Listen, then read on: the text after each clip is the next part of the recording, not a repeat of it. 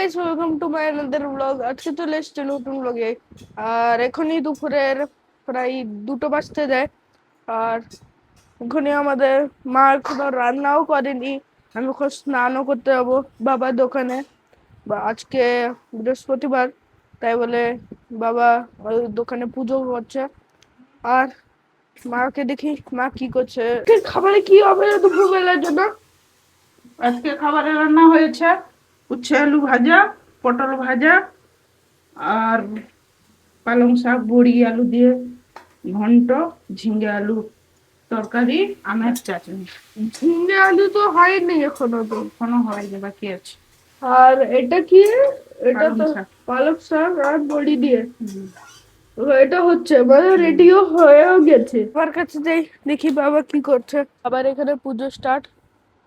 এখানে পুজোর জন্য ধূপ, তারপরে এখানে মিষ্টি ফুল আনা হয়েছিল।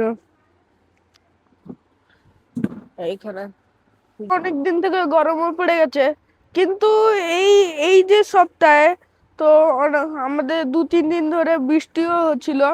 এখনো মেঘলা হয়ে আছে, বৃষ্টি এখন স্টার্ট হয়ে গেছে।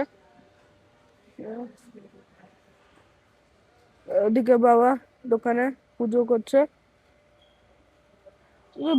অনেক দিন থেকে বৃষ্টি হচ্ছিল, আর এই 2-3 দিন মাঝখানে হচ্ছিল না। আজকে আবার গিয়ে হলো। দেখি আর কতদিন হয়। এখন ভিতরে যাই, ভিতরে গিয়ে এখনই স্নান করব।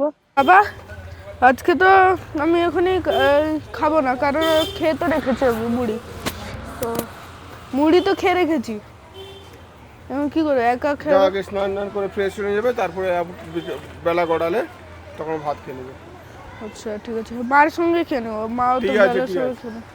ঠিক আছে। যা তাড়াতাড়ি যা, স্নান করে ফ্রেশ হবে, আবার বিকালে টিউশন আছে, 4টের সময় টিউশন যাবে। আচ্ছা, তো এখন যাই স্নান করব। স্নান করে বাবাও খেতে বসবে। যাই স্নান করতে, তারপরে দেখা হবে। মানে আমি স্নান করে চলে এসেছি, তো বাবা এখানে খেতে বসে গেছে। বাবা বলো, মাছকে খাবার কিরকম বানিয়েছে? আজকে রান্নাতে অনেক কিছু হয়েছে। আলু ভাজা, শসা কাঁচা লঙ্কা তো রয়েছে, উচ্ছে আলু ভাজা, পালং শাক ডালের বড়ি দিয়ে, এদিকে ঝিঙে আলু পোস্ত হালকা পাতলা করে, আর এদিকে আমের চাটনি সঙ্গে কাজু দিয়ে। হচ্ছে আজকের মেনু। আর আজকে তো বৃহস্পতিবার, আমরা নিরামিষ খাই, তাই জন্য আজকে নিরামিষ রান্না হয়েছে। ভালো হয়েছে। তাহলে ভালো খাওয়া হয়েছে। খাওয়া শেষ করলাম।